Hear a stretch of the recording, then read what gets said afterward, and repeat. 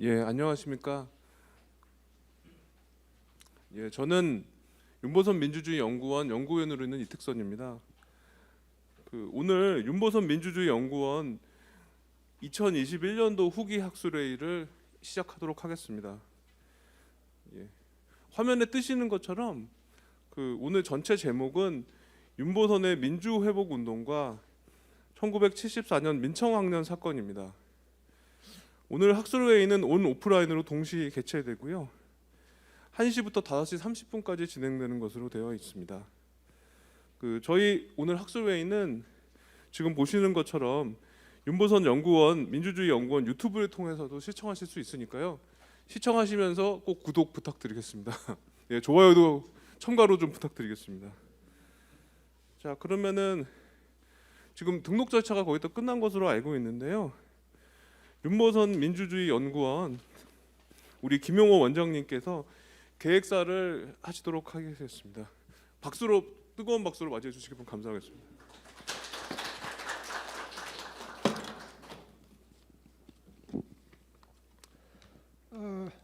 여러분들을 만나 뵙게 되어서 반갑습니다. 오늘 윤보선 대통령의 민주회복운동과 1974년 민청학년 사건을 주제로 세미나를 가지게 된 것을 매우 뜻깊게 생각합니다. 이 세미나는 민청학년 사건을 비롯해서 1970년대의 민주화 운동을 재조명하려는 것입니다. 1972년 여러분들이 다 잘 아시는 것처럼 박정희 정권이 유신헌법을 도입해서 권위주의 통치를 강화하였습니다. 이에 맞서서 윤보선 대통령을 비롯한 민주인사와 대학생들이 우리나라 민주주의를 회생시키기 위해서 끈질긴 투쟁을 전개했습니다. 이들의 노력과 희생 덕택에 오늘날 민주정치가 가능해졌다고 생각합니다. 이러한 관점에서 오늘 세미나를 개최하게 된 것입니다. 아직 코로나 사태가 진정되지 않아서 오늘 회의는 오프라인과 온라인으로 동시에 개최되고 있는데 온라인 생중계에도 많이 시청해 주시기 바랍니다. 그동안 우리 연구원은 매년 정기적으로 전반기와 후반기에 학술회의를 개최하고 있습니다. 전반기에는 주로 국내외 현안을 중심으로 학술회의를 개최하고 후반기에는 주로 윤보선 대통령의 정치활동과 관련된 주제를 다루고 있습니다. 또 윤보선 대통령이 공부하신 에딘버러 대학과 매년 국제회의를 개최하고 있습니다. 다음 주 11월 2일부터 3일까지 양일간에 걸쳐서 에딘버러 대학과 비대면 회의를 개최합니다. 이 회의에도 여러분들의 많은 관심과 참여를 부탁드립니다. 마지막으로 오늘 귀한 시간을 내주신 유인태 전 국회 사무총장님, 또 안병욱 전 한국학중앙연구원 원장님, 그리고 발표자, 토론자, 사회자분들께 깊은 감사를 드립니다. 고맙습니다.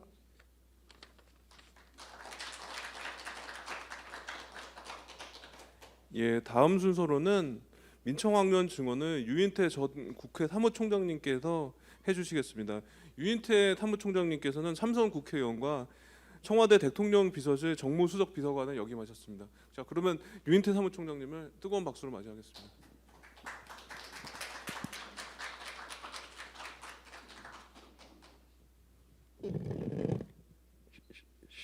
시간은 얼마 돼? 한 10분?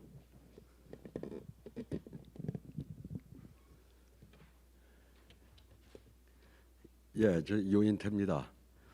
뭐 오늘 원래 뭐 이렇게 인사말만 하기로 했는데 이게 증언이라고 돼 있네요. 근데 조금 있다가 우리 안병욱 교수나 또 다른 분들이 이 시대 상황은 뭐 자세히 설명하실 거니까 저는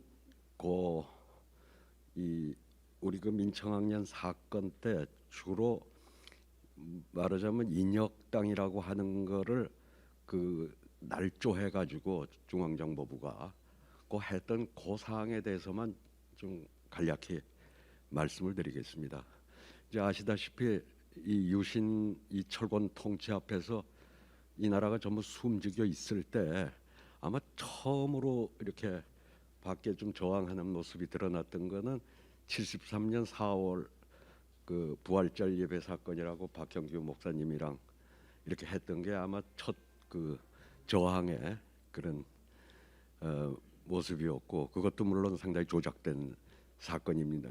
그 내란으로 엮었습니다만, 그리고 그해 10월 2일에 그 서울 물리대에서 그 당시에 사실 이 서울대학이 또 이렇게 단과대학별로 나뉘어져 있을 때 한 번 시위할 때 100명, 200명 모이기가 굉장히 어려운 여건이었습니다. 근데 저는 그 당시에 저는 그때 71년에 제적됐다가 이제 73년 2학기 때 이렇게 그 제적이 풀려가지고 한 학기 남겨놓고 복학을 해서 그때 바로 시위를 한다고 그러는데 저는 좀 그때 반대를 했더랬습니다. 조금 이 예열하는 기간이 그 첫 동원에 그렇게 되겠냐.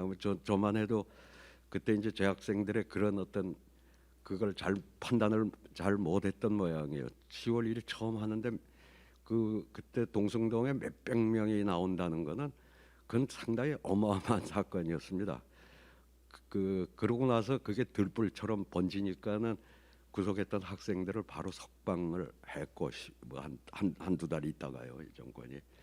그리고 이제 뭐 이렇게 그 개헌 청원 100만인 서명 운동이 이렇게 벌어지고 하니까 이제 긴급 조치 1호, 2호를 그때 발표를 하죠. 이렇게 유신헌법 개헌하자는 얘기만 해도 뭐 저기 무기징역 뭐 이렇게 할 수 있다고 하고 그러니까 이제 대학이 다 휴교로 들어가고 74년 봄에 이 개교가 되면은 어쨌든 뭐 그 당시로서는 뭐 이제 개신교 쪽에 그 박 목사님 중심으로 한 이제 일단에 그 조금 저항하는 그 세력이 있었고, 그 외에는 그때는 뭐 어떤 노조가 활동하던 시기도 아니고 제야의 상징적인 어른들이 이제 몇 번 그래도 그 국민들에게 그런 위안을. 그리고 그때까지 지학순 주교님이 우리 사건으로 구속되기 전까지는 가톨릭은 일체 이런데 그때까지는 관여를 안 했고, 아마 지학순 주교님 구속 이후에 이제 이 사재단이 만들어지고 이 민주화 운동에 이렇게 개입한 걸로 알고 있습니다만, 하여튼 이 봄이 되면 이제 학원이 그게 전부 쳐다볼 때가 학원밖에 없던 시절 아닙니까? 그때가 그 학원이 가만히 있지 않을 거다라는 예측은 뭐 세상이 다 하고 있던 때였죠. 외신 기자들도 그때 봄에는 엄청 한국에 많이 들어와 있었고, 그래서 저희는 단과대학 그러니까 개별 대학별로는 그때 뭐 캠퍼스에 그 사복 경찰들이 워낙 많이 들어와서 포진하고 있었으니까는 뭐 하나 동작을 하나 하기도 어려운, 뭐 생기면 그냥 가서 사복들이 먼저 제압하고 하던 뭐 이런 시절이었으니까 그 연합 시위를 하자. 그래서 이제 그게 뭐 그동안 겨울 방학 동안에 뭐 저 지방 대학들 또 서울 시내 대학 뭐 그 쭉 그 뭐 회동들을 가졌죠.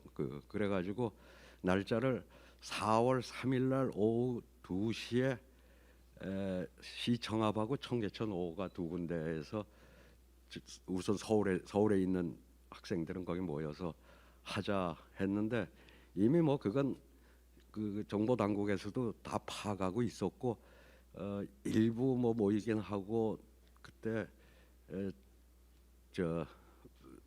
대부분 뭐 이렇게 제압당하고 그거조차도 제대로 이렇게 미수 사건이 돼 버렸죠. 그 연합 시위를 하려고 4월 3일 날 하던 거는. 그리고 그 전날 그날인가 긴급조치 4호가 발동되면서 하여튼 이거를 뭐 신고하지 않으면 뭐 사형까지 전부 뭐 시킨다 뭐 이런 이제 어마어마한 그 초헌법적인 긴급조치 그 4호가 발동이 되는데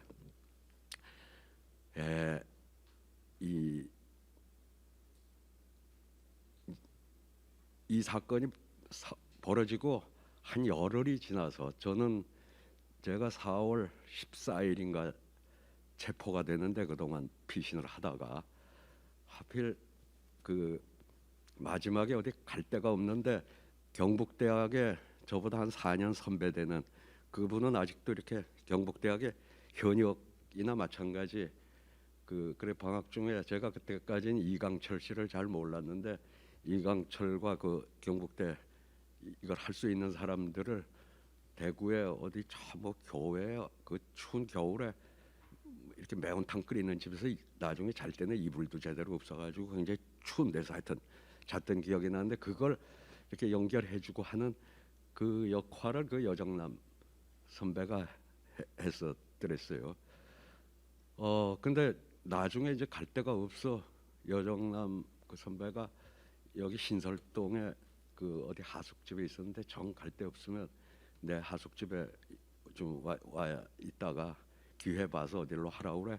그래 가보니까 또 이철 군이 거기 와 있더라고요. 그래 이철하고 저하고 그 여정남 선배 하숙집에서 한 2, 3일을 그 같이 있다가 여정남 선배가 하루 저녁 오더니 이거 위험해서 안 되겠다. 우리 일단은 흩어졌다가 그 며칠 후에 이제 그래가지고 어디 지방에 뭐 어디로 좀 피신처를 저걸 하겠다고. 근데 제가 그날 저녁에 잡혀버렸어요. 근데 저는 그래도 뭐 친구 집은 아직 괜찮을 줄 알고 마지막에 유홍준 교수 집에 갔더니 거기도 조금 전까지 경찰이 뭐 와서 계속 보초를 쓰고 있으니 지금 아마 뭐 요 골목을 제대로 못 빠져나갈 거다 뭐 하여간 뭐 그런 우여곡절을 거쳐서 그날 밤에 잡혔으니 어제 어디서 잤냐고 그러는데 뭐 달리 될 데는 없고 여정남 그 하숙집에서 이제 그 잤다고 했더니 여정남이란 사람이 그다음에 한 2, 3일 뒤에 잡히는데 이제 저보다 또 4년쯤 위고 하다 보니까 대구에서 이렇게 조금 선배들 그룹하고도 그 옛날 혁신계 했던 분들하고도 좀 이렇게 서로 왕래가 있고 알고 지내던 사이였고 또 서울에 그 나중에 이제 사형 집행당하고 했던 그 무슨 이수병 신이 또 경기여고 물리 선생님 하던 김용원 신이 아마 이분들하고 여정남 선배는 교류가 있었던 모양이에요. 그게 이제 잡혀가지고 되니까 한 4월 제 기억에 4월 19일인가부터 갑자기 지금까지 오면은 뭐 몇 달 동안 일기 쓰라고 그러잖아요. 잡혀 들어가면 맨 처음에 어쩌고 저쩌고 했더니 전부 고치라는 거예요. 여정남으로부터 지령을 받았다는. 근데 거기 지령이 학생운동이라는 게 현장에 있는 사람들이 하는 거지. 거기 배후라고 하는 건 이게 철권 통치에 총통제를 도입한 유신 정권이 배후지 누가 배후가 있겠습니까? 그 젊은 학생들에게. 근데 이거를 그 결국 인혁당이라는 게 그때 그것도 저 공소장에도 나와 있는 인혁당 재건을 위한 뭐 준비위원회라고. 이분들은 그런 얘기를 거기서 처음 정보부에 가서 처음 들은 얘기고 그런 걸 만든 일도 없는데 이걸 어떻게든지 엮기 위해서 중정이 만들었던 게 인혁당 재건을 위한 준비위원회라고 이 사람들이 그런 위원회를 만든 일도 없는데 붙인 이름입니다. 그게. 그러니까 자기들끼리 그냥 그 때때로 만나서 이렇게 걱정도 하고 뭐 그랬었는데 뭐 저를 비롯해서 우리 그때 이 민청학년에 관련된 사람들 중에 그 여정남 선배는 경북대학에 재적됐다 복학하고 소위 장기 학적 보유자였어요.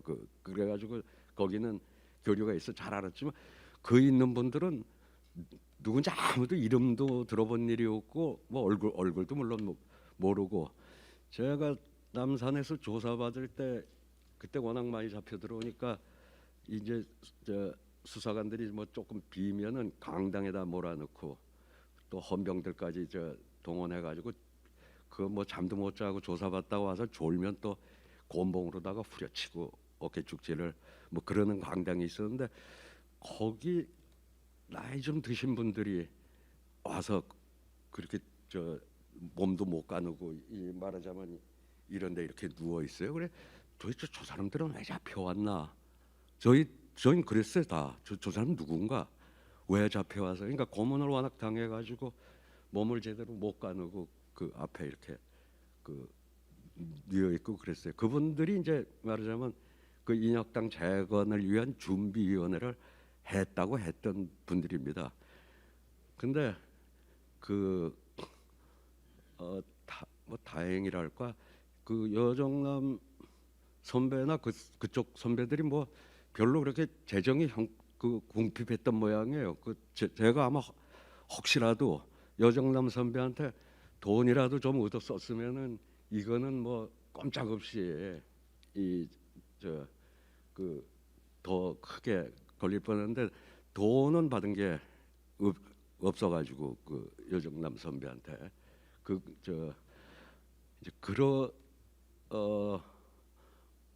그래가지고 소위 인혁당이 배후에 조종했다고 하는 거는 이건 완전 뭐 나중에 다 재심해서 무죄가 났으니까 뭐 더 길게 말씀 안 드리겠습니다만 완전히 날조를 당시에 했던 건데 그러고 있던 터에 이제 이 해위 선생한테서 그러니까 결국 자금을 지원했던 건 해위 선생님께 이제 박형규 목사님 통해서 나병식 군한테 이제 갔다고 하는 거 하고 지학순 주교님이 김재하 시인한테 준 돈이 또 조영래를 거쳐서 둘 다 그 12대모를 이제 주동했던 게 나병식이라 그때는 우리 같은 놈 별로 믿었지 않고 전부 나병식한테 갔더라고요.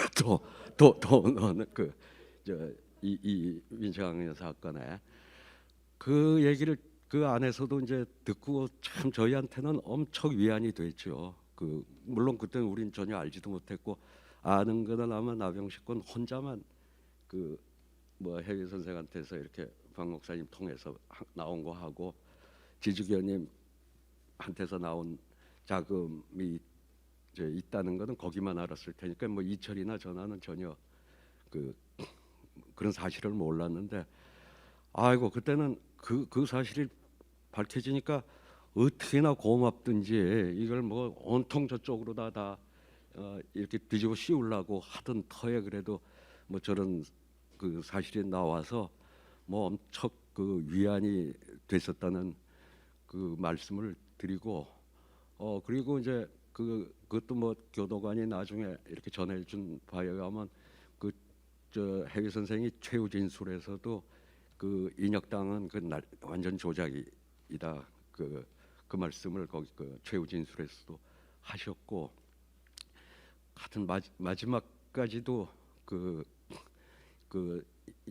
인혁당에 관련됐던 분들은 81년인가 석방이 되는데 아마 그 마지막 석방을 좀 앞당기는데도 해위 선생이 그때는 이제 전두환 정권하고는 그래도 말이 좀 통하시던 이게 대화가 통하시던 분이라 좀 애를 쓰셔서 더 석방을 앞당겼다고 하는 얘기는 이제 김정남 선배 뭐 그곳에 늘 그가 있었다 그 책에도 그렇게 뭐 기록이 돼 있고요.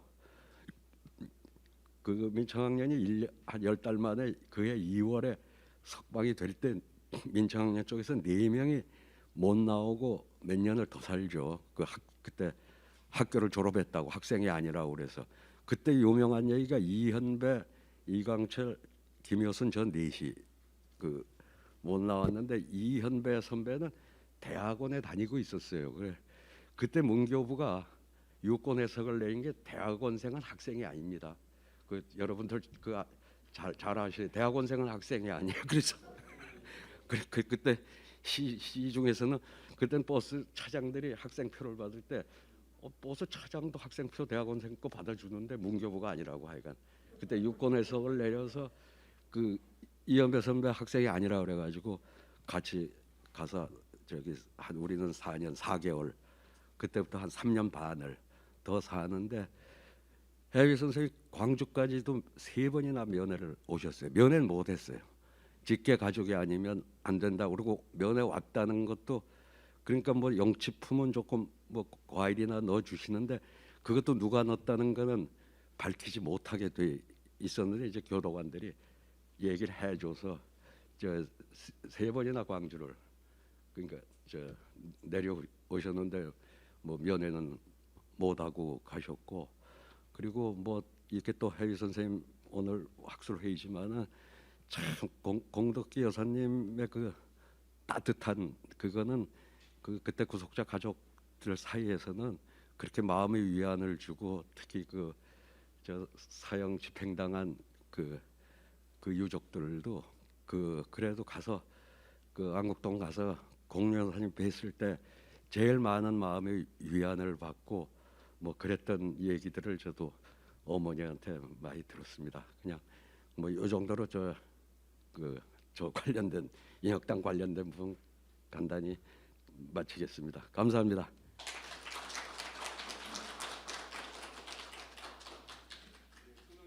귀중한 증언 감사히 잘 들었습니다. 자, 다음 순서로는 전 한국학중앙연구원 원장을 지내시고 그 한국역사연구회 초대회장 그리고 진실과 화해를 위한 과거사 정리위원회 위원장을 지내시고 현재 카톨릭대학교 국사과 명예교수로 계시는 안명옥 원장님의 기조 강연이 있도록 하겠습니다. 원장님의 뜨거운 박수를 맞이해주시면 감사하겠습니다.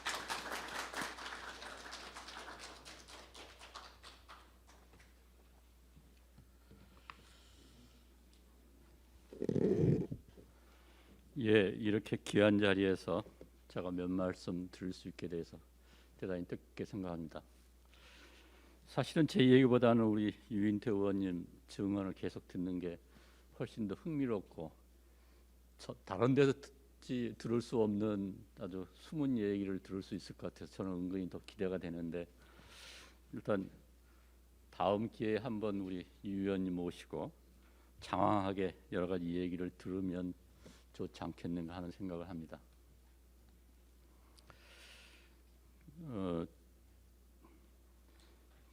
중언부언하지 않기 위해서 제가 써온 원고를 중심으로 이렇게 말씀을 드리겠습니다. 사실 우리는 너무나 익숙하게 민청학년이라고 얘기하는데 아마 우리 유인트 의원도 민청학년 얘기를 들은 것은 한참 지나서였을 것 같은데 당사자들도 이 명칭을 어떤 분은 심지어 재판받는 과정 속에서 민청학년 조직원으로 얘기하니까 이게 무슨 소리냐라고 얘기한 분도 계시고 어쨌든 그 계기는 74년엔 4월 3일 날 어떻게 보면 거족적 민주 세력이 연합해서 시위를 하기 위한 준비하는 과정 속에 반드시 있어야 되는 게 선언문이죠. 선언문을 작성하다 보니까 앞에 제목이 있고 내용이 있고 끝에 1974년 4월 3일 발표 주체가 있어야 되는 거죠. 통상 같으면 서울대학교 학생회 그렇게 이제 그때는 뭐 서울대학교란 말도 쓰지 않고 서울대학교 물리과대학 학생회 이렇게 쓰는데 이건 연합 시위를 하기 때문에 뭔가 거기에 맞는 명칭을 붙여야 되는 거죠. 그래서 유인물을 작성하는 과정 속에서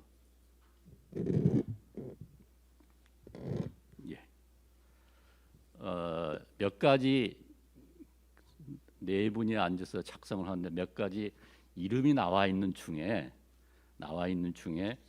뭐 혹시 저 흥미 있으실 것 같아서 제가 얘기하면 어떤 분은 민주회복 전국학생연맹, 어떤 분은 반파쇼 민주학생연맹, 또 어떤 분은 반독재 전국 민주학생연맹.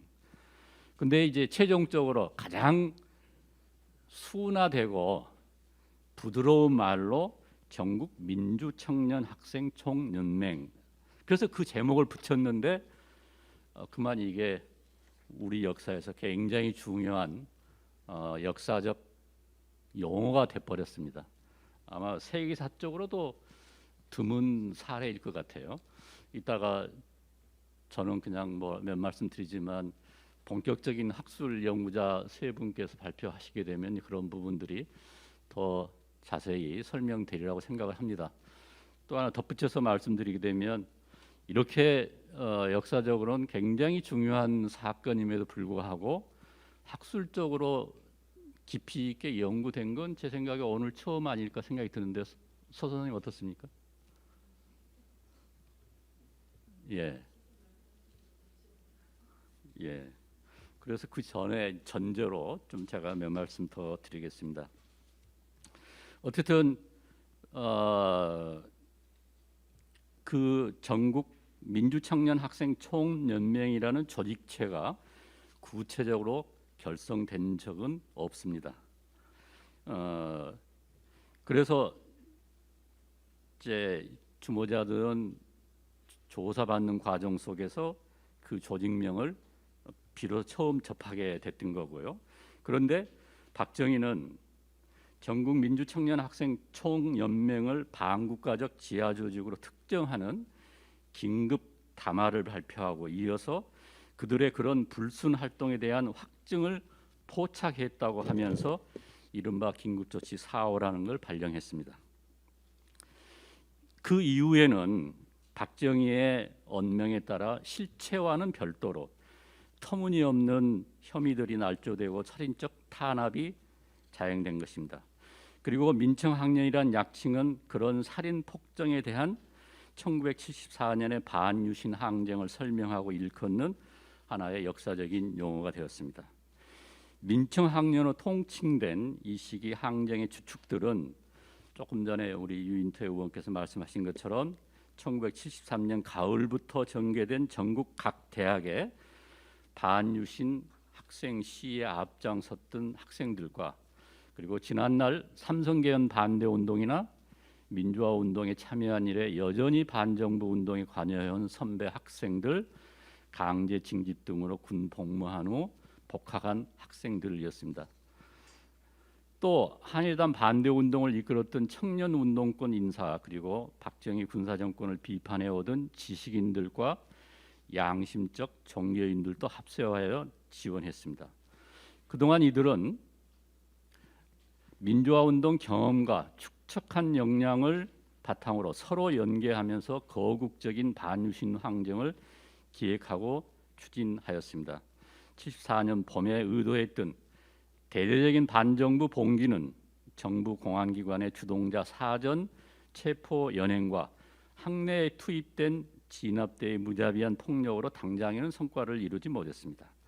오히려 민주화 운동의 의도는 정부 당국에 의해 터무니없이 왜곡되고 매도당하면서 독재 권력을 강화하는 구실로 악용되었습니다. 하지만 민청학년 항쟁으로 점화된 반유신 투쟁은 어떤 탄압에도 제어되지 않고 거세게 이어졌으며 이에 폭정 외에는 달리 여지가 없었던 박정희 유신 독재는 강경책 일변도로 허둥대다가 끝내는 와해되고 말았습니다. 군사고투 따라 정권을 탈취했던 박정희에게 1971년 대통령 선거를 끝으로 앞으로 더는 선거를 통해서 집권 연장을 하는 것이 불가능하게 되었습니다. 그러나 권좌에서 물러날 의사가 전혀 없었습니다.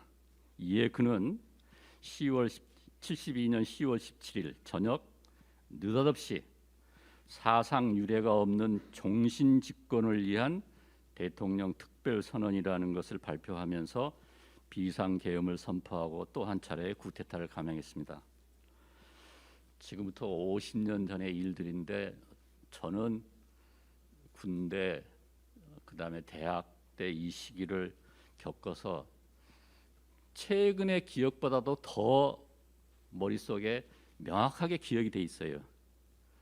그게 이제 20대이기 때문에 오히려 작년, 재작년 일은 머릿속에서 훨씬 희미하게 생각이 날등날등하는데 이 일들은 바로 엊그저께 일들로 머릿속에 생생히 드러나는데 아마 여러 이 자리에 계신 분들도 비슷한 경험들을 가지고 계시라고 생각돼서 어떤 측면은 뻔히 아는 얘기를 제가 다시 이야기하기 때문에 조금 조심스럽기도 하고 그런가 하면 옛날 일을 같이 생각하면서 다시 한번 되새겨 본다는 그런 흥미도 있을 것 같고 그래서 일단 제 얘기를 계속하겠습니다.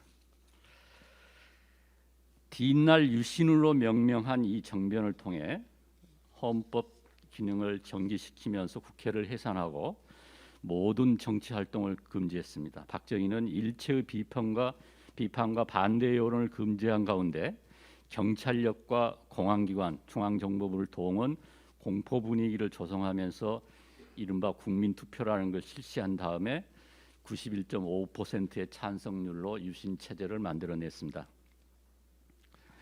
박정희는 통일주체 국민회의라는 들러리 기구를 통해서 자기 혼자만 대통령 후보로 나선 다음에 일체의 찬반 토론조차 금지시키는 요식 행위를 통해서 대통령이 되었습니다. 그렇게 유신 대통령이 된 후 박정희는 국회에 여당 하수인과 유정혜란 친위 대원들을 3분의 2로 채운 다음에 국회를 어용기관으로 전락시켰습니다. 사법부 또한 모든 법관들을 자기가 임명 내지는 동의하는 절차를 밟아서 철저하게 장악을 했습니다. 나라는 그에 따라서 당시 한국은 박정희의 감정 상태와 기분에 따라 좌우되고 진동했습니다. 그렇기 때문에 그 시기에는 수많은 엽기적 사건들이 빈번했는데 긴급조치를 비롯해서 김대중 납치, 조금 전에 말씀드렸던 인혁당 8분에 대한 사법살인, 그리고 자기의 오른발 왼발, 오른손 왼손은 역할을 했던 그 못된 일을 다 앞장서서 했던 김영욱을 용도 폐기되니까 파리에서 납치해서 암살을 하거나, 그리고 코리아 게이트 당시에 유일하게 통제가 안 되는 게 미국 국회의원들인데 그 국회의원들을 뇌물로 매수해서 친한파 발언을 하도록 만드는 코리아 게이트, 그다음에 김영삼 당시 신민당 총재를 국회에서 제명시킨 일들이 박정희 유신 치하에 일어났던 엽기적 사건들입니다. 무엇보다 유신은 박정희 자신의 종신 집권은 물론 저는 사후 정권 세습을 염두에 둔 전체주의 체제였다고 생각을 합니다. 자기 살아있을 때 정신 집권이었으면 이렇게까지 무리수를 둘 필요가 없었을 텐데 그 얘기는 그 수족들이 잘 보살펴줬기 때문에, 그런데 세습을 염두에 뒀기 때문에 이런 무리한 수를 했으리라고 짐작을 하는 것입니다. 이러한 유신 체제가 강행되었을 때 정치권이나 제야 민주 인사들은 적절한 대응책을 마련하지 못하고 절망감에 빠졌으며 정체된 분위기에서 당분간은 저항 운동을 하는 것도 어려운 상태였습니다. 조금 전 유인태 의원이 바로 73년 학생들이 데모하겠다고 그러니까 야 이건 아닌데, 저도 그때 현장에 있으면서 이건 아직 아닌데 하는 생각을 했더랬습니다. 그런데 결과는 깜짝 놀랄 정도로 서울 물리대 교정이라는 게 주먹만한 손바닥만 하는데 옛날 삼성계엄 반대 데모할 때 가장 많이 모여봐야 50명, 60명이었어요. 그랬다가 70년대 들어서 그 조그만 운동장 정원에 이제 100명, 200명. 그런데 이 73년 10월 2일 데모 때 300명이 모인 걸 보고 뭐 입을 다물 수가 없었어요. 그 규모에 대해서. 이게 비단 우리들뿐만이 아니라 전 사회에 미치는 일종의 희망적 메시지가 거기서 나왔던 것 같습니다.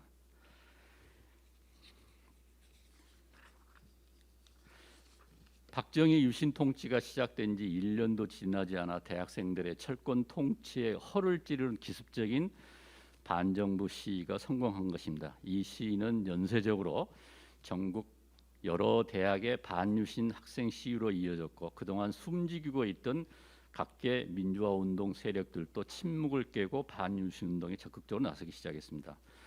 강경한 탄압에도 불구하고 유신 반대 운동은 전국적으로 들불처럼 번져갔으며 이에 용기를 얻은 시위 주모 학생들은 겨울방학을 마치고 이듬해인 74년 전국의 대학들이 개학하면 연합해서 반정부 시위를 벌이기로 약속하고 이를 추진해 나갔습니다. 여러 대학 간의 열람망을 갖추고 동시다발적인 시위를 전개한 후 이를 기회로 일반 국민도 동참하는 거국적 반유신 항쟁을 전개하고자 했던 것입니다. 학생들의 반정부 시위를 계기로 유신 독재에 대한 저항이 광범위하게 펼쳐진 것입니다. 대학생 시위와 더불어 재야 인사, 종교인, 교수, 언론인, 정치인들도 유신 헌법 폐지를 위한 100만인 개헌 서명 운동을 시작했습니다. 개헌 서명 운동이 시민들의 적극적인 지지를 받으면서 거세게 번져 나가자 박정희는 마침내 74년 1월 8일 긴급조치 1호라는 명령을 내려 탄압에 나섰습니다. 내용은 이따가 설명될 것 같아 건너뛰어서요. 문제는 그 긴급조치 1호가 가지고 있는 가장 심각한 문제는 비상군법회의에서 심판 처단한다는 모든 민주화 운동을 군법회의로 회부한 것입니다. 박정희는 한마디 명령을 내려 사법재판제도의 근본을 훼손하고 기본인권 조항들 짓밟은 야만 행위를 통치권의 이름으로 자행한 것입니다. 유신헌법 개정운동에 앞장선 장준하, 백기환 두 분께 비상보통군법회에서 징역 15년씩을 그리고 당시 연세대 의대 학생 7명이 선언문을 발표한 적이 있는데 거기에 징역 10년씩을 선고해서 투옥했습니다. 그러나 이러한 강경한 탄압으로도 불붙기 시작한 유신 반대 운동을 제어할 수 없었습니다. 박정희는 유신 시작 1년도 되지 않아 폭발적으로 터져나온 대대적인 반유신 시위로 아연 위기감을 느끼면서 차제에 학생 시위를 구실 삼아 반정부 비판 세력을 일거에 소탕함으로써 권력 유지의 후환을 없애고자 했습니다. 박정희는 은근히 이 기회를 잘 활용하자는 엉뚱한 생각을 했었던 것 같습니다. 그래서 마치 조선왕조 시대에 영모 사건을 조작해 반대 세력을 소탕해버리는 형태와 유사한 공작을 획책한 것입니다. 어쨌든 그래서 박정희는 긴급조치 4.5 명령을 발표했는데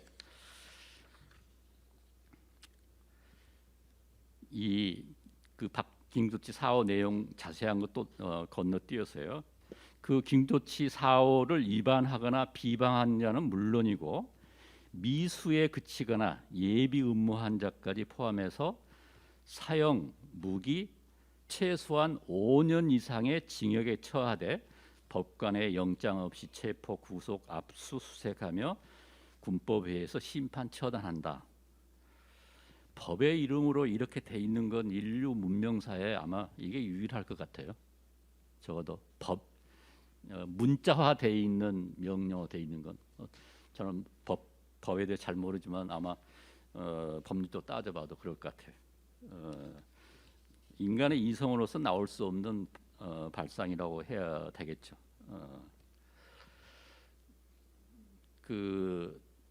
딴 건 모르지만 대개 형법에 처벌할 때 몇 년 이하, 벌금은 얼마 이하. 그런데 이것은 5년 이상입니다.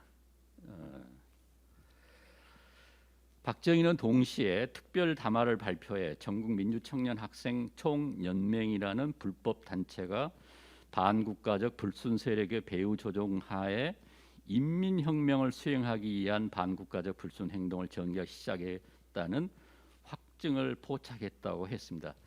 1974년 4월 3일 날 밤 10시에 성명서를 이렇게 발표한 거죠. 이때 이제 비로소 전국 민주청년 학생 총연맹이라는 이 단어가 나오고, 이게 뭐냐?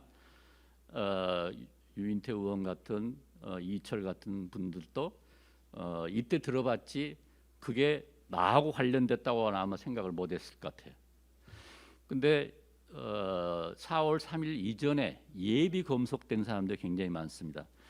유인태 의원은 도망 다녔기에 붙들리지 않았지만은 도망 다니지 않았거나 잘못 도망 다닌 사람들은 그때 수십 명이 사전 검거돼 있었어요.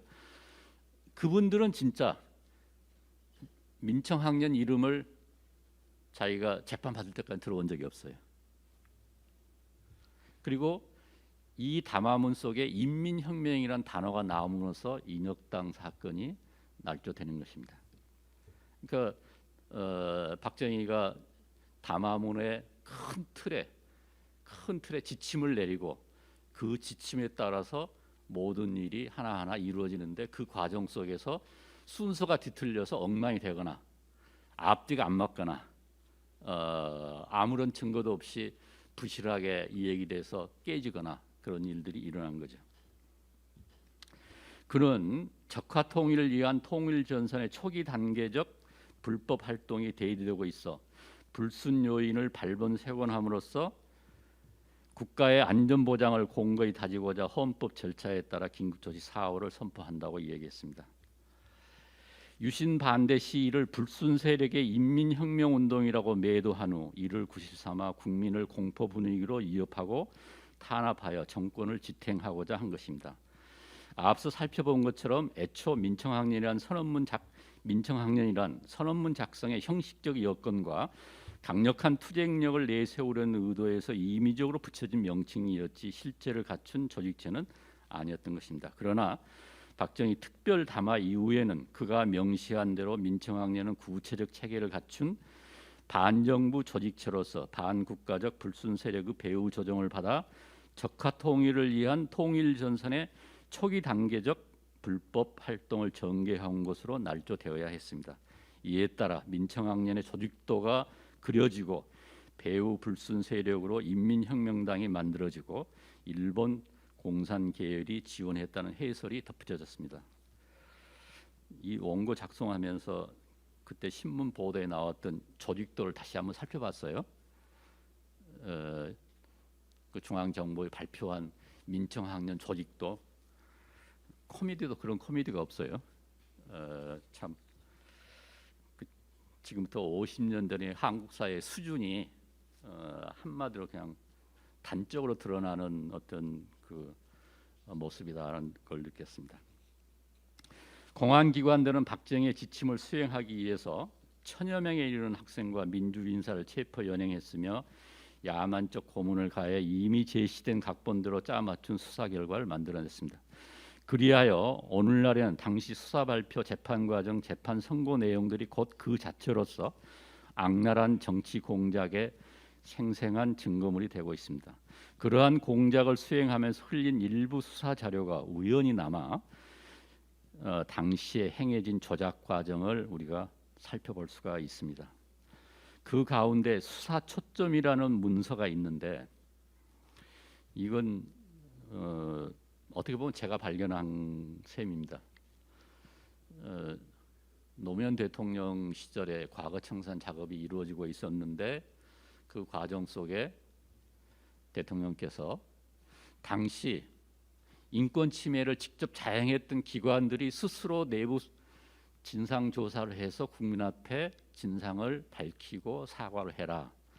그 대상이 검찰, 경찰, 보안사, 중앙정보부, 법원 이렇게 돼 있는 거죠. 그때 이제 중앙정보부 후신인 국가정보원 과거사위원회 활동을 제가 여러 사람과 같이 참여해서 한 적이 있습니다. 국정원 과거사위원회. 그때 관련된 자료를 조사하는데 또 하나 학교 다닐 때 이제 데모하거나 무슨 조금 그 정부의 이제 비판적인 활동을 할 때 제가 전공이 역사인데 그 선언문이나 기록 메모지 이런 것들을 저보고 챙기라고 이제 주위의 동료들이 한 적이 많이 있어요. 챙기다가 귀찮고 어떤 것은 그것 때문에 이제 뭐 조사받다가 완전히 그냥 온 집안 박살나기도 하고 그러면서도 그 자료가 인멸되는 거에 대해서 별로 절박하게 생각하지 않았어요. 믿는 구석이 있었거든요. 이 모든 자료가 남산에는 다 있다. 아마 우리 김용호 선생님도 그런 생각을 하셨을 것 같은데 우리가 지금 하고 있는 거 우리가 모르는 자료도 남산에 다 보관돼 있다. 그런 농담을 우리가 했었어요. 그리고 뭐 온갖 군데 도청을 하고 있으니까 도청 자료도 다 보관돼 있을 것이다. 저는 이제 그 학교 다닐 때 가지고 있었던 그 환상 그걸 가지고 2005년, 6년, 7년, 3년 동안 국정원 과거사 2의 자료를 조사하면서 문서고 열쇠만 열게 되면 거기에 보물이 다 있으리라고 생각을 하고 조사를 했는데 완전히 맹탕이에요. 아무것도 없어요. 그게 한국 정부의 국가 운영 실력이에요. 잡아다가 고문하고 두드러 패는 건 세고 최고예요. 그러나 필요한 기록을 남기는 것은 전혀 깨끗이 청소를 해요. 더욱이 이제 DJ 정부 들어서서 내곡동에 연기가 가득할 정도로 문서를 태웠다 하는 그런 얘기를 했죠. 실제로 아마 문서를 태웠겠지만은 기본적으로 이런 문서를 보존하고 남겨야 된다는 생각을 안 하고 거꾸로 이걸 남기게 되면 뒷날 이 문서 때문에 자기들이 역사의 죄인으로 고초를 치를 거라는 것 정도는 그 수사관들이 다 알고 있어요. 그래서 자기에 관련된 것은 자기 조사할 때까지는 보관하지만 일체 넘기지 않고 다 없애는 거죠. 그렇기 때문에 이른바 공식적인 문서 외에 사적인 기획안이나 메모나 이런 것은 찾아볼 수가 없어요. 제가 그렇게 얘기하면 네가 진짜 비밀 창고를 몰라서 그랬지 남아 있을 거라 얘기하는데 적어도 제가 확인할 수 있는 최대한 어떤 노력으로 그 확인한 바로는 우리가 원하는 은밀한 미국의 내셔널 아카이브를 생각하는 그런 문서는 전혀 없어요. DJ 납치 사건을 조사했을 때 남는 문서도 일체 자료를 다 인멸하고 없는데 어디서 단서를 찾았냐면 일본 한국 대사관에서 본국으로 보내는 전송문에 조사하다 보니까 그 속에 숨어 있는 코드들이 몇 개 있었어요. 단어들이. 그걸 통해서 DJ 납치 사건의 진상을 밝힐지 국내 8국이 일본으로 보낸 문서, 일본에 내린 지시, 일본과 주고받은 하나도 없어요. 일본에서 온 전문은 여러 가지가 오니까 청소하는 과정 속에서 놓친 거죠. 그래서 민청학령 관련돼서 어떻게 기획을 하고 어떤 뒤에 음모가 있었고 하는 건 거의 모르고 남아 있는 건 어떤 게 남아 있냐면 혹시 누군가 잡혀 들어가서 고문 받다 마지막에 그러면 너 자백해 했을 때 고문에 더 이상 힘을 못 써서 이제 불러준 대로 받아 쓴 자필 진술서, 자술서 이런 것들은 다 남아 있어요. 좀 창피한 일이지만 제가 쓴 진술서 마지막에 이제 어떻게 할 수가 없어서 썼던 거 그 내용 속에는 유인태 같은 그런 불운한 학생들은 만나지 않습니다라고 이제 얘기한 거 이런 건 다 남아 있어요. 그런데 지금 제가 여기 수사 초점이라는 이 문서는 우연스럽게 그 서류철 속에 끼어들어 있었던 거죠. 지금 이 문서가 그러니까 배경과 관련돼서 알 수 있는 거의 몇 개 안 되는 유일한 문서 중에 하나가 지금 이 수사 초점입니다. 거기 보면 관련자 주동자는 공산주의 사상을 가지고 있다는 것을 입증해야 하고 수사관들한 내린 지침서예요. 유인물 작성 경위를 추궁하여서 공산주의자임을 다시 입증해야 되고 조직체계 전모를 규명, 발본, 세고할 것 등을 중심으로 수사하라고 지시하고 있습니다. 말단 수사관들이 지시받은 대로 사건을 날조하고 공폭력으로 거짓 자백이라도 받아 증거를 갖추어야 하는 그런 정황이 드러나 있는 거죠. 제가 이렇게 떠들어도 되나요? 시간이 다 된 것 같은데. 예. 예. 또 다른 문건은 투쟁 방법과 목표를 북한의 대남 적화 통일 전략 전술인 인민민주주의 혁명 완수를 위해 통일 전선술에 따라 우리 정부를 폭력으로 타도하고 과도 정부를 거쳐 종국에 가서는 사회주의 정부를 수립한다는 내용으로 수사하라. 그런 내용이 되도록 수사하라.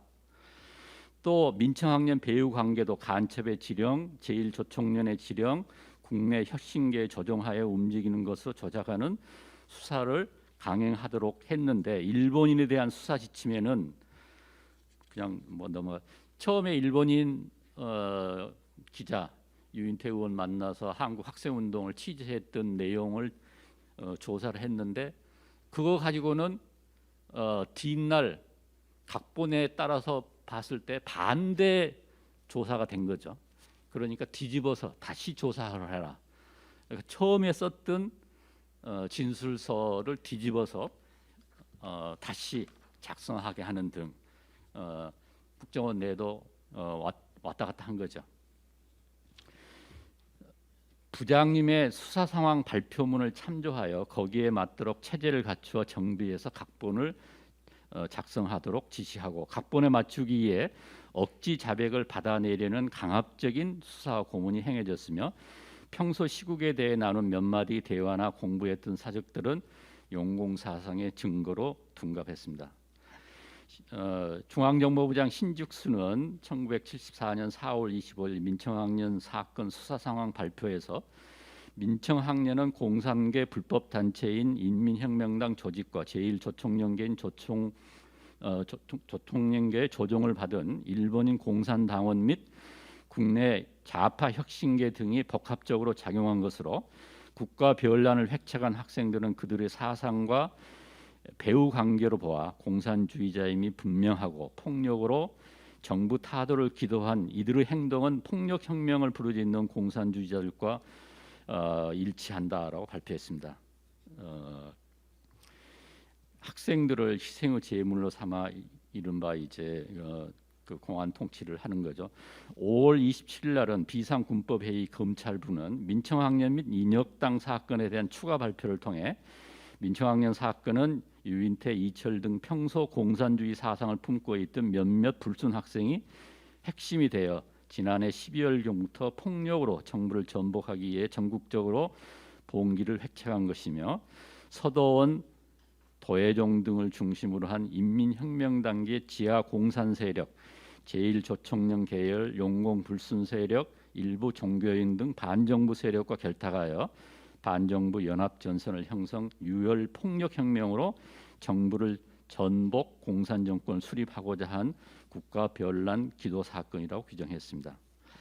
그렇게 해서 정부는 민청학년 관계자로 732명을 검거했고 전체 1024명을 수사했으며 그 가운데 253명을 군사법정에 회부했습니다.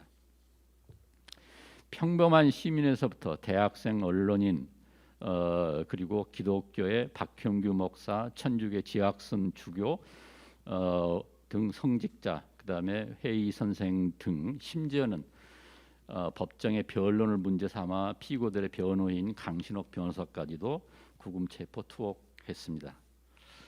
저는 조사받다가 도대체 뭐가 어떻게 된지를 알 수가 없는데 두 가지 얘기를 듣고 굉장히 안도했던 적이 있습니다. 누가 듣게 되면 상당히 좀 오해할 수 있는 얘기인데, 하나는 지금 구속돼 있는 사람이 250명이다 하는 걸 듣고 나만 구속된 게 아니구만. 이제 그게 좀 제가 좀 나쁘죠. 그러니까 사실. 두 번째로는 헤이 선생도 이것에 뭐 그때 구속됐다는 얘기는 안 듣지만 이것 때문에 잡혀왔다. 그래서 그게 저한테는, 갇혀 있는 저한테 주는 그 뭐랄까, 그걸 표현은 좀 민망한데 어쨌든 그 얘기를 듣고 두 달을 쭉 벗고 이제 잠을 잘 수가 있었어요. 아마 지금 회의 선생이나 지학순 주교, 박형규 목사님 등이 하신 일 여러 가지 중요한 일이 있지만 그런 오직 하나 민주화, 정의, 불의와 타협하지 않는다 하는 생각을 가지고 있는 젊은 청년들한테 끼친 어떤 교훈적인 메시지가 저는 굉장히 중요하다고 생각하고, 그런 점들이 결국은 오늘날의 한국 사회에 기초가 됐다고 생각을 합니다. 그래서 이제 비상군법회의에서 이철, 유인태, 여정남, 김병건, 나병식, 이현배, 김지아 등 7분에게 사형을 선고하고 무기징역 20년형, 15년형을 선고했습니다.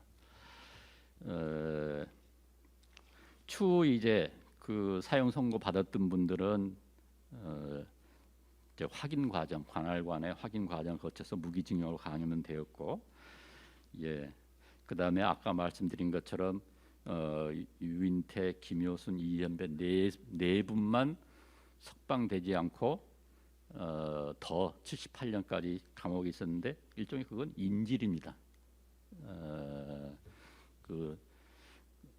이렇게 엄청나게 사형까지 선고했던 분들은 그 이듬해 2로 석방, 10개월도 안 돼서 다 석방을 시켰어요. 그 과정 속에 몇 가지 사건이 있었죠. 74년 8월 15일 날 유경수 여사의 피살, 그것 때문에 이제 전 국민들이 애도하는 분위기, 그걸 핑계 삼아서 국민들이 이런 유사시에도 다 단합해서 국익을 위해서 힘을 합했다 하는 또 그럴듯한 해석. 근데 그보다는 이제 그러게 되니까 또 74년 말에 엄청난 전국적 시위가 일어났죠. 대학생들의. 그것을 모면하기 위한 방법이 그 이듬해 국민투표를 실시하고 국민투표에서 70% 이상이 여전히 유신 체제를 지지한다. 그 명목으로 이제 2.15 석방을 단행을 했죠. 어쨌든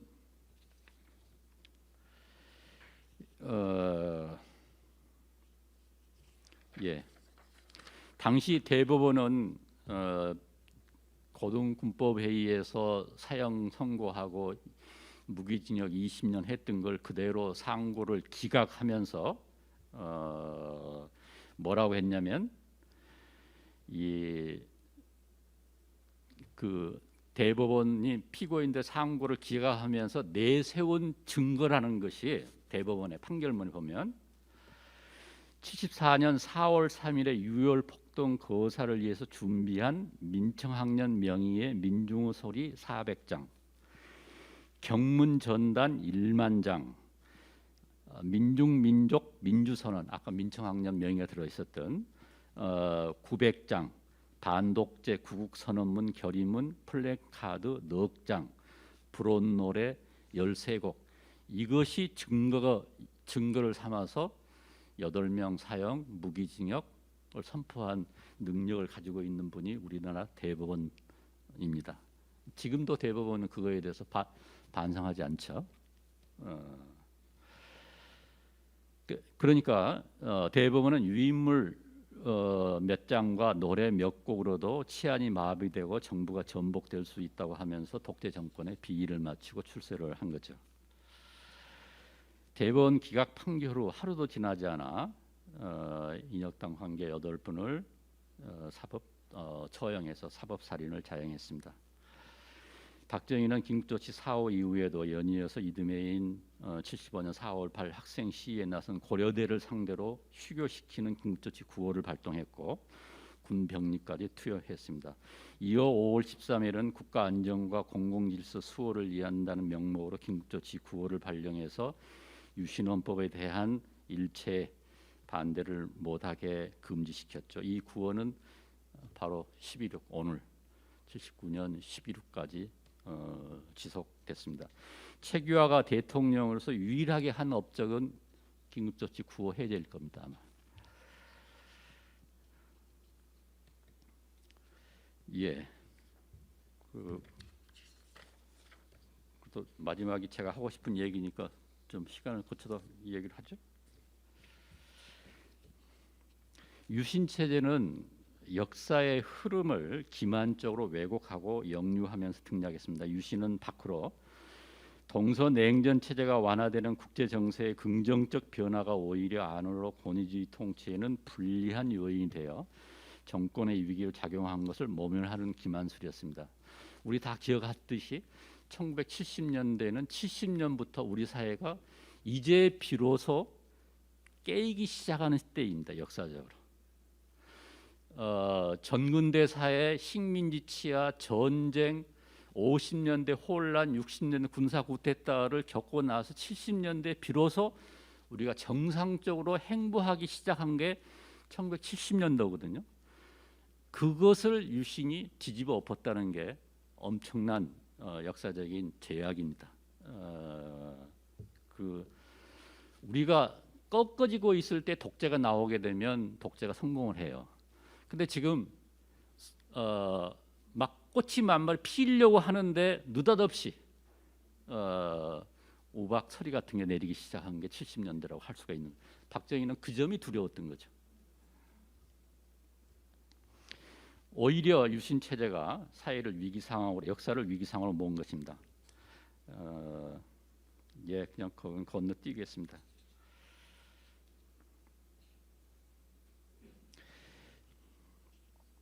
민청학년 항쟁을 긴급조치 4호와 연결해서 검토할 때 세 단계로 구분해 볼 수가 있을 것 같습니다. 먼저 73년 12 시위로부터 12월까지 단계로 전국적으로 반유신 항쟁이 폭발적으로 터져 나오던 시기입니다. 민청학년은 이렇게 드러난 학생과 민주 세력의 강력한 민주화 의지와 요구를 동력화하여 반유신 운동을 기획하고 조직화하려는 운동이었습니다. 다음으로는 12월부터 74년 긴급조치 4호가 나오고 공안당국의 주요 인물들이 거의 체포될 때까지 단계로 전국 각 대학과 각계각층의 인사들이 연락망을 구축하고 조직하여 전국적인 반유신 시위를 전개하기 위해 백방으로 기획하고 준비를 진행하던 시기입니다. 다음으로 수많은 인사가 체포 투옥된 이후에 재판정을 중심으로 조직적이면서 집요하고 끈질긴 저항 투쟁이 구속자 가족과 교회를 중심으로 전개되던 때입니다. 이때 교회는 국제적인 연결망을 이용해 세계 여론의 지지와 국제적 지원을 끌어냈으며 반유신 운동을 민주화와 인권을 위한 국제적 연대 운동으로 확장시켰습니다. 이제 박정희 정권이 쉽게 통제할 수 없는 차원의 국제적인 의제로 비화한 것입니다. 결국 박정희는 이듬해 2월 인혁당 혐의를 씌운 인사들을 제외하고는 대부분 석방할 수밖에 없었습니다. 결과적으로 긴급조치 4호로 비판 세력을 일소하겠다는 박정희의 정략은 실패했습니다. 박정희는 정권 유지를 위해 계엄 통치를 펼쳐야 했는데 그 과정에서 실체가 보이지 않는 반대 세력을 상대해야 했습니다. 그에게는 상황이 유령 같았기 때문에 모든 것을 공산주의로 내모는 방법 위에 다른 대책을 세울 수가 없었습니다. 그 때문에 마녀 사냥식 억지 날조를 위한 살인적 고문을 자행했던 것입니다. 민청학년은 이를 상대로 벌인 사상투쟁이었으며 폭력 정권을 궁지로 몰아 마침내 와해시킨 것입니다. 민청학년 항쟁은 정책에 대한 비판이나 반대 차원을 넘어 직접 정권 타도를 목적으로 73년부터 79년 11.6까지 계속된 장기 지속성의 운동입니다. 민청학년으로부터 비롯된 반유신 운동들은 무장하지는 않았지만 일종의 유격대적인 방법으로 전개된 경우가 많았습니다. 운동에 나서는 것은 결연한 의지로 자기 희생을 각오하는 일이었고 곧 데모한다는 것은 감옥에 간다는 것을 의미했습니다. 이러한 전투적 형태의 반정부 항쟁은 민청학년에 가해진 국가 폭력에 대처하는 과정에서 비롯했으며 이후 한국의 반정부 투쟁에서 일상적이었고 이런 현상은 90년대 중반까지 이어졌습니다. 민청학년에는 학생뿐만이 아니라 비판적 지식인, 재야 반정부 인사와 정치인들이 결합했으며 누구보다도 양심적 종교인들이 적극적으로 참여했습니다. 사실은 민주화 운동에서 73년 10월 2일 이전까지 종교인들 역할은 특별하게 이야기할 게 없습니다. 12대모를 제1교회를 중심으로 준비를 했기 때문에 종교인들이 민주화 운동에 깊숙이 연결되게 됐고 반유신 항쟁에서는 종교인들의 역할이 굉장히 컸던 것입니다. 유신 이후 일부 교회가 정부 비판 활동의 거점 역할이 됐고 교회의 청년부는 학생 운동의 모태 역할을 했습니다. 대학이 거의 기능을 할 수가 없기 때문에 학생들이 상대적으로 교회 청년부가 그 역할을 대신해 준 측면이 있습니다. 이들 종교계가 배후에서 민청학년을 지원하였으며 긴급조치 발령 이후에는 아까 우리 유인태 의원이 공 여사님 말씀을 했는데 또 하나의 이제 새로운 민주화 운동의 중요한 그 주체 세력이 된 게 구속자 가족을 중심으로 한 민가협, 유가협, 구속자 가족들을 조직해 새로운 반정부 운동의 구심체로 만들었고 이즈음부터 기독교와 천주교, 양심적이고 진보적인 성직자와 활동가들이 반정부 활동의 중심축 역할을 맡았습니다. 종교인들의 참여는 운동의 저변을 신자들을 통해 일반 국민을 넓히는 성과를 낳았으며 국제적인 반박정희 여론을 불러와 정권에 심각한 타격을 주었습니다. 권위주의 통치 시기 종교인들의 반정부 운동은 민주화 운동상에서 중요한 의의를 가집니다. 각계에서 거듭되는 반유신 항쟁으로 새로운 반정부 인사들이 수없이 배출되었는데 이들은 모두 체제에서 철저히 배제당해 감옥이 아니면 거처할, 살아갈, 생존할 방법이 없는 처지에 놓이게 됐습니다.